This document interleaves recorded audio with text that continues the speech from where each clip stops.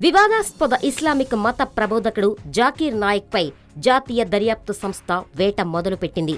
మతాల మధ్య ఆయన విద్వేషాలు ప్రోత్సహిస్తున్నారంటూ ఎన్ఐఏ ఎఫ్ఐఆర్ నమోదు చేసింది. మహారాష్ట్రలోని ఆయన నిషేధిత సంస్థతో సంబంధం కలిగి ఉన్న 10 ప్రాంతాల్లో ఏకకాలంలో దాడులు నిర్వహించింది. ఇందులో ఆయనకు సంబంధించిన ఆస్తుల పత్రాలు, ఆ సంస్థలకు జాకీర్కు ఎలాంటి సంబంధాలు ఉన్నాయనే విషయంపైన ఆరా తీస్తుంది. పూర్తిస్థాయి సమాచారం సేకరించిన తరువాత జాకీర్ను ఎన్ఐఏ భారత్ రప్పించే అవకాశం ఉంది. ఇస్లామిక్ రీసెర్చ్ ఫౌండేషన్ వ్యవస్థాపకుడైన జాకీర్ నాయక్కు కేంద్ర ప్రభుత్వం మంగళవారం గట్టి జలకిచ్చిన విషయం తెలిసిందే.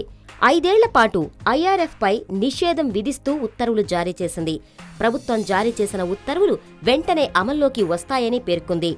ఐఆర్ఎఫ్ చట్ట వ్యతిరేక కార్యకలాపాలకు పాల్పడుతున్నట్లు కేంద్ర కేబినెట్ నిర్ధారించింది. కాగా జాకీర్ నాయక్ స్పీచ్లపై ప్రభుత్వం గతంలో వ్యతిరేకత వ్యక్తం చేసిన విషయం తెలిసిందే.